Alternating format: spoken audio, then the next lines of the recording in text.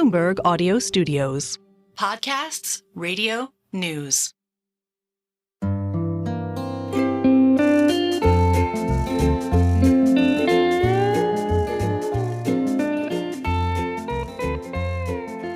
Hello and welcome to another episode of the Odd Lots podcast. I'm Joe Weisenthal. And I'm Tracy Alloway. Tracy, we're here in Jackson Hole. It's nice to be back. It's really nice to be back. So this is the second year we've come to the big Kansas City Fed Economic Policy Symposium. And I think it's fair to say, we heard Powell this morning. There's a certain air of victory, right? Yeah, the vibe has shifted. I think last year there was a little bit more, comfort with the idea of inflation coming down, at least compared to the year before. Yes. So remember, 2 years ago was the famous Powell speech here in Jackson Hole, where he stood up and he basically said, there's no way we're going to get inflation down without a degree of economic pain, i.e. a pickup in the unemployment rate, job losses, that sort of thing. And now, fast forward 2 years, and he basically announced that it's time for rate cuts. Yes. And it wasn't a victory lap necessarily, but he sort of walked through how and why he thinks inflation has come down without those job losses. That's right. And of course, we've seen that tick up in the unemployment rate, not through big layoffs, however. So there's not been a major degree of cuts. But the other aspect of that is there was some expectation that to balance the economy, achieve the inflation mandate, there would have to be some loosening of the labor market. But what he said, and I think it was the second line of the whole speech, is we don't want to see any more. We're good on, at this point, the risks to the labor market are what we're primarily concerned with, and we do not need to see any more weakness to be confident that inflation is no longer a major risk. Yeah, so the focus has certainly shifted from upside inflation risk to downside labor market risk. But this opens up a whole new set of issues and things that we need to discuss. And I guess everyone's going to be focused on a slightly different set of economic indicators going forward. Right. So now the question is if you accept that the primary risk for the Fed, and Powell said it, so it is now protecting against further weakness in the labor market, what does that look like? Because yes, we know now basically for certain that a rate cut is coming in September, but there are still all types of questions about the size of the cut, how many cuts, the sequencing, et cetera.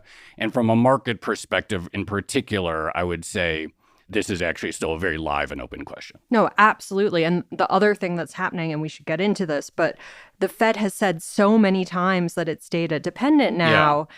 And so if you say you're data dependent and you're really focused on what's going on in the labor market, then that's a combination for everyone to be watching that next jobs report as an indicator of whether or not we get 25 or 50 bips. Or if it comes in better than expected, maybe you don't get a rate cut at all. I don't know.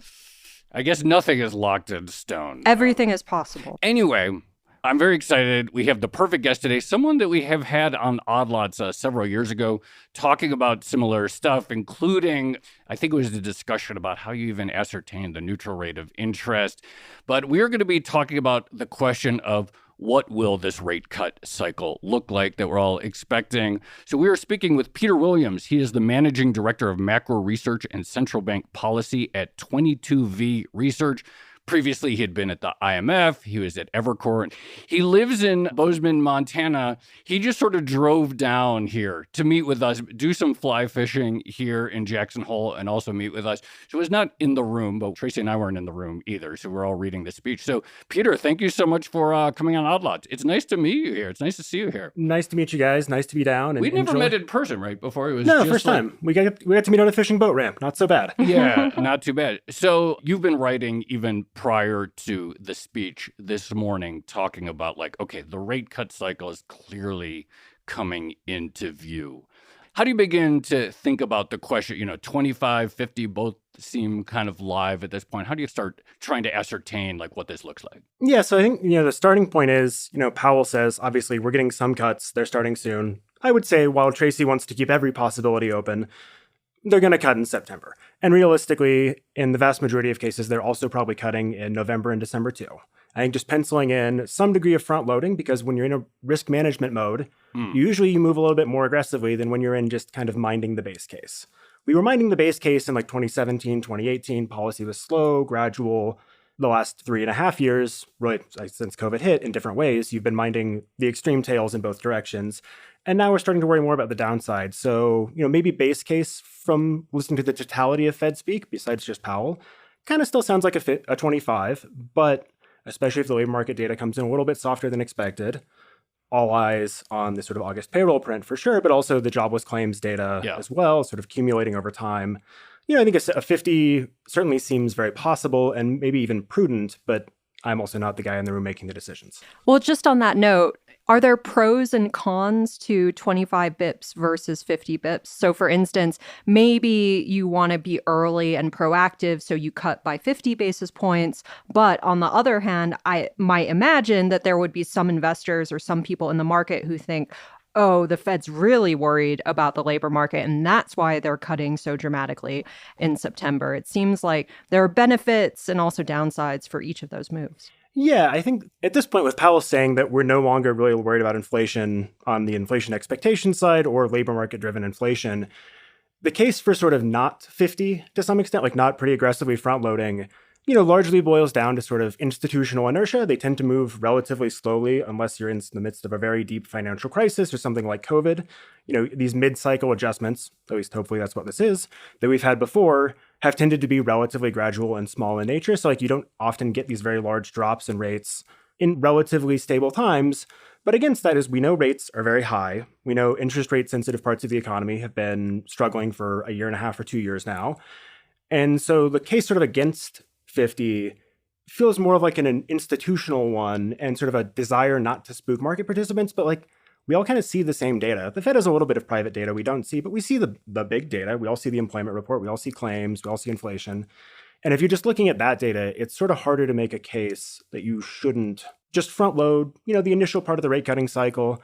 And then from there, you can kind of move into wait and see mode or just pause, see what happens in 2025. But at least early on, pay back some of the hawkish insurance they took out in late 22 and over the course of 2023, and you can be a bit more level set.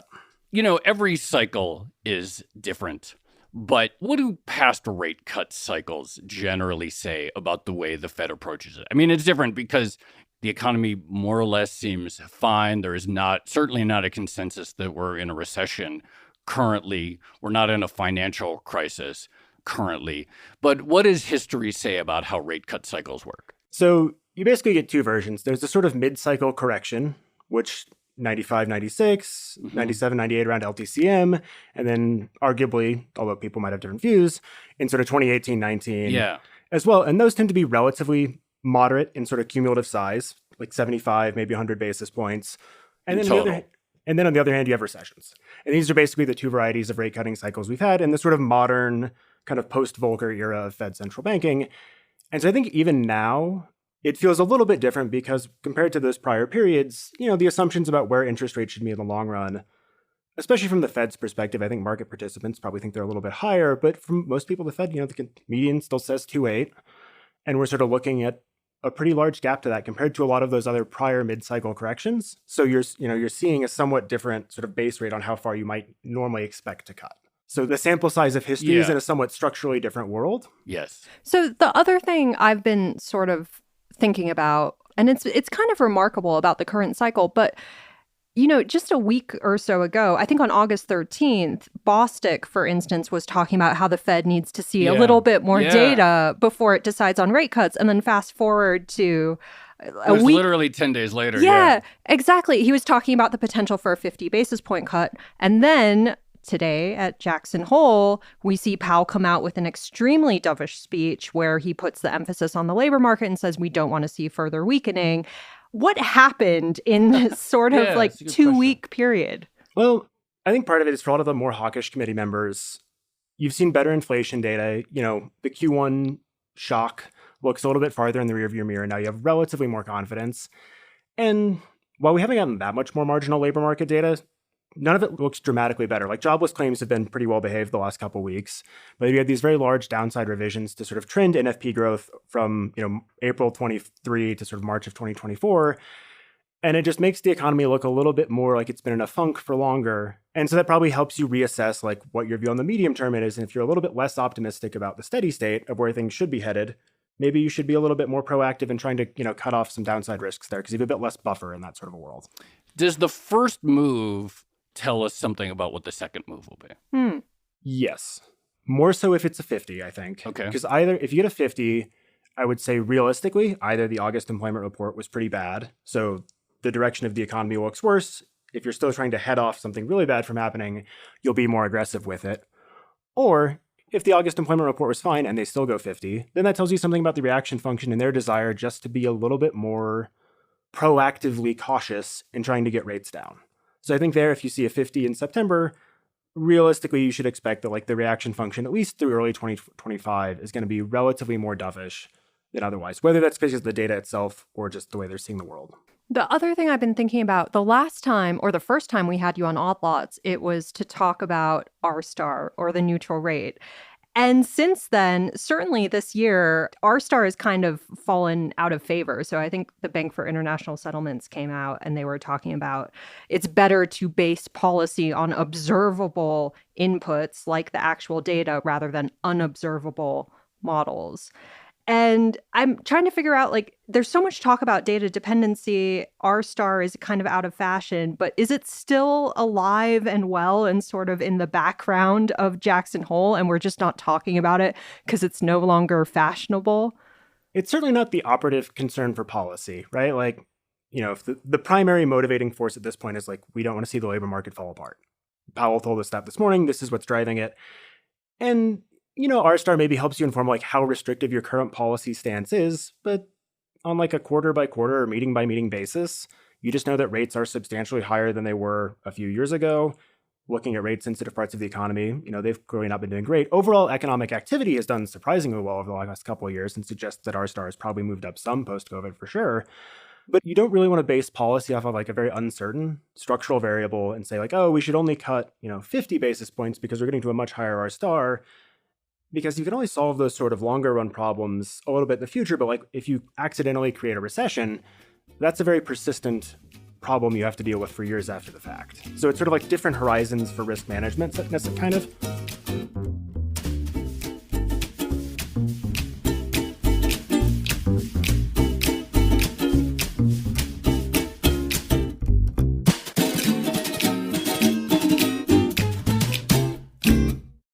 So we know that the sort of Rstar is this sort of, in economics, is you can't directly observe it, but we believe theoretically exists, that there is some rate that brings the economy into balance.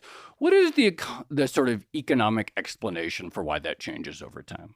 And just to add on to that, like why in 2024 do economists believe it's higher than, say, it was in 2018? So a lot of that, I think, in the sort of post-GFC decade, you had, a banking system that was having to sort of re-solidify its balance sheets. There was a lot of new regulation about the banks, making them kind of de-risk. You had fiscal policy that after sort of the Obama-Ryan deal was in much more restrictive territory, given where the sort of business cycle was. And you had, sentiment, generally speaking, like on a corporate perspective, was just quite subdued for a long time afterwards. You'd have this massive shock. And I think a lot of these very persistent, but not necessarily permanent forces were dragging it down. You still have like longer run forces like productivity and demographics that are sort of weighing on Rstar, but a lot of this sort of persistent but not permanent stuff has now sort of faded out, especially because the post-COVID experience was the exact opposite of all those things. It was massive fiscal policy. It was very loose financial conditions. It was an absence of spending restraint on the part of households and the government writ large. So the other noteworthy change between this year's Jackson Hole and last year is last year, even though the trajectory or the momentum overall on inflation was good, it was coming down, there was a lot of talk about the idea that, well, there's always the possibility that it comes rearing back, and this could be the 1970s all over again, where it comes down dramatically and then it spikes a little bit later on.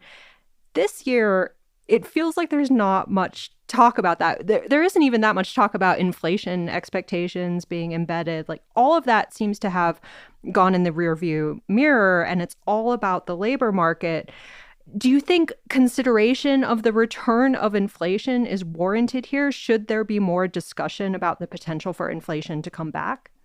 Over the medium term, I think, post-COVID, and especially, drawing the contrast with the sort of like post-GFC era, inflation, the trend in inflation seems like it has moved somewhat higher. Trying to pin it down seems like kind of a fraud endeavor, but it's definitely moved higher than it was, but it was sort of substantially too low after the GFC. Now it's perhaps a little bit too high, but it's not so high that it's obviously a problem for the Fed, because I don't think most people notice if core PCE is 2.25% or 2% or 1.9, realistically. So long as like the labor market is okay in that sort of a world, it like adds a little bit of a bias towards policy over the medium term. And there've definitely been, some structural shifts post-COVID that seem somewhat inflationary. But in general, at the moment, it's not really the operative concern. As we get into like 25 or 26, if the economy really reheats, that could be a problem down the road. But that's a problem for a very optimistic view of the world 2+ years from now, not today. So in Q1 of this year, we did get warmer than expected data. One point there was talking about, there are a lot of people who thought the rate cutting cycle was going to start in March. And then we got that warmer than expected data to start the year, and then they had to push that back. So, okay, what if we have like another period, just to, for whatever reason, with some component or something, let's say Q4 does run on the warm side, and they feel, there's some, let's say, questions emerge about whether they should continue the rate cut cycle in the face of this data. Let's say the jobs come in strong and suddenly things look warmer in the short term, not 2025, 2026.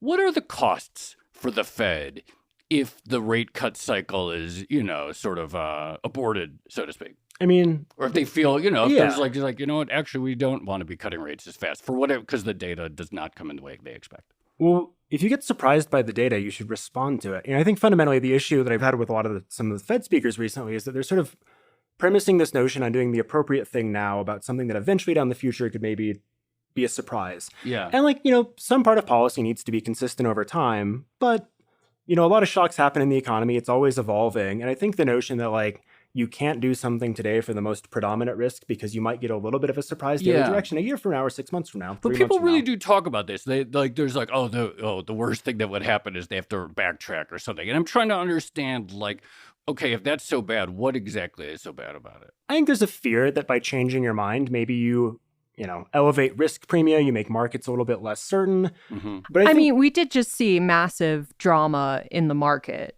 Yeah. Because of a reconsideration of what the Fed was doing. Yeah, true. But I think, the worst thing, rather than not respond, if you're worried that you might have to change your mind, but it's much worse to not respond. Mm-hmm.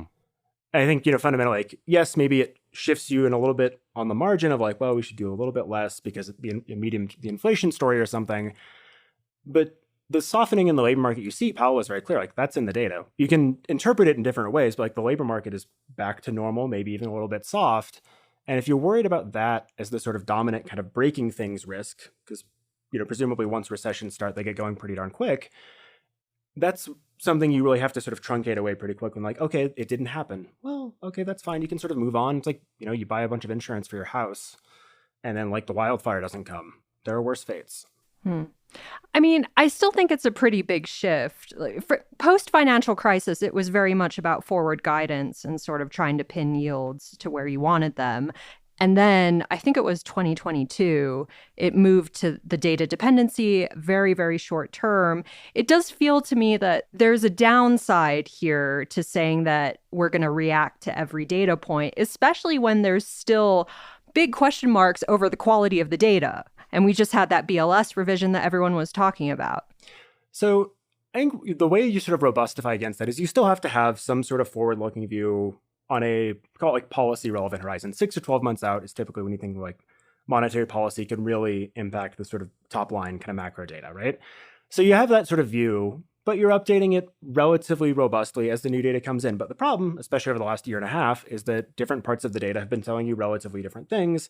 So you sort of have to average between them. And the more you get into a sort of risk management driven mode, maybe you'll pay a bit more attention to the most pessimistic parts of the data, right now the unemployment rate perhaps. Or, if everything else holds up well, you might shift the signals you're paying attention to. If that theory you had about the unemployment rate sort of spiraling doesn't come to pass, then you'll maybe put more weight on the activity data or the NFP data, despite the revisions it just had. Still looks okay, if not fantastic. What do you think about the efficacy of cuts? Because, okay, for a while there was questions about, well, what are the efficacy of rate hikes? Because they didn't seem to be doing much for a while, and they certainly didn't impact the labor market as people had anticipated, and various stories. Everyone has their mortgages locked in, or yes, it affected the economy, but only in like real estate and like auto loans, or, much of the economy is not rate sensitive, and how long are the lags, et cetera. So it feels like to some extent we need to have that version again for the cutting cycle and what we expected to do. So from your perspective, like let's just say the Fed goes 50 or 25 or whatever. In your view, how does that transmit to putting that floor under activity, and how quickly? Yeah, I mean, some of it is just ratifying what's already priced in markets. They have pretty strong assumptions about cuts over the next year and a half or so. So to some extent, you still have to do the thing that's priced in, even though the long-term rates that people borrow at may not change that much. But I think a lot of it also has to do with a sentiment shift on the part of, we'll call them like less financially sensitive firms and households. We're just seeing headlines about Fed rate cuts sort of changes the tenor of your business and maybe changes some decision making, because this comes through in a lot of surveys, to an extent that often kind of surprises you when you're reading them. But there's a pretty large amount of attention paid to just the headlines. Yeah. And the headline is the Fed's going to get your back starting in September. Yeah, Tracy, speaking of the surveys, there were a lot of specific comments the last couple months, I think, in like the Dallas Fed manufacturing survey of business owners, specifically saying like rate cuts, please, or we expect things to be good, assuming they're rate cuts. So people are paying attention. Yeah, although they were kind of saying the same thing a year ago as well. True, we were talking about the vibe session, and some of the stuff you read was like, it's an absolute disaster. The Fed has to cut right now. Peter, what's the most interesting thing that you're watching now when it comes to the Fed and monetary policy? We've had the shift that some people were expecting, the emphasis moving from inflation to the labor market. What should we be on the lookout for now? I think in the short run, it's sort of rate-sensitive spending, because if you're perhaps a little bit worried about the labor market and how activity data is going to shake up with rates having been so high for so long, and like maybe things just tip over on their own accord, you need to see that sort of rate-sensitive spending in the economy start to kind of recover and rebound. The housing data has been relatively soft so far to start the summer since market rates started coming down. But as you sort of get through into like later this year and into early next year, you really need to see that rate-sensitive spending part of the economy start to rebound. Because if that doesn't happen, to Joe's point a bit ago, the efficacy of policy on the downside, in addition to the upside, becomes a bit more of a concern, and you worry that the Fed might not have the economy's back in the way we all kind of assume right now. Peter, so great to meet you in person and run into each other here in Jackson Hole. So thank you so much for coming back on Outlaws. Thanks so much. Great to be back again.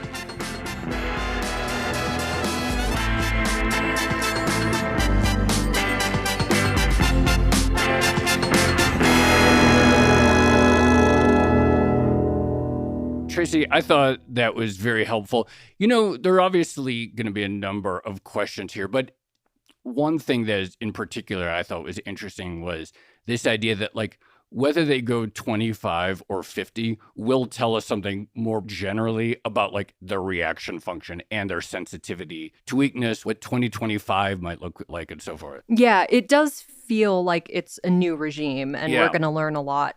To your question, which I thought was excellent, about the transmission mechanism of the interest rate hikes, that's going to be something interesting to watch in reverse as well, right? Like, okay, well, now we're cutting to boost the labor market. Is it actually going to work as intended? Or are we going to get all these existential questions as we did when inflation was high and, there were lots of hikes and we were wondering whether or not they worked? Totally. There was a really interesting paragraph in Powell's speech where he's like, why did inflation come down? And the thing is, he said there were essentially transitory factors that took longer than expected, and there was the rate hikes that depressed demand. But he didn't assign like a percentage to either one, so we don't really know. And so you have to figure on the way down, we really are going to be having all of these same conversations, except in reverse. We should just record rerun all the Odd Lots episodes in backwards. But it's like if the story was like, oh, the households and the lack of thing, and that's why it's not working. Well, then what are the lower rates going to do to put that floor underneath activity? Well, I did notice also, he didn't mention it by name, but there was this idea of the beverage curve in there as well. That's right. And so, job openings have come down without having mass layoffs. But he didn't really explain why that had happened. It was just like, we thought that this might be a possibility, and if it happened, then that would be the key to a soft landing. And now it's happened, but he didn't really go into why. So No. I suspect there are still a lot of unknowns in how the economy is functioning. And he said that too, which is that people will be debating these questions until long after we're gone, which is like how extraordinary the last 4 years have been.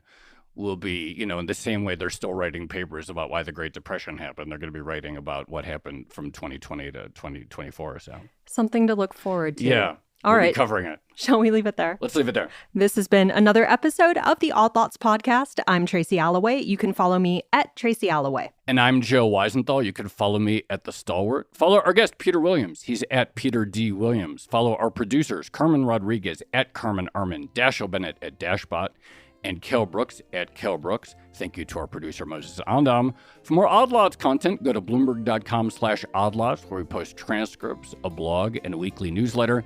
And you can chat about all of these topics as they're doing right this second, 24/7 in our Discord, discord.gg/oddlots. And if you enjoy Odd Lots, if you like it when we go to Jackson Hole to cover what policymakers and central banks are talking about, then please leave us a positive review on your favorite podcast platform. And remember, if you are a Bloomberg subscriber, you can listen to all of our episodes absolutely ad-free. All you need to do is connect your Bloomberg account with Apple Podcasts. In order to do that, just find the Bloomberg channel on Apple Podcasts and follow the instructions there. Thanks for listening.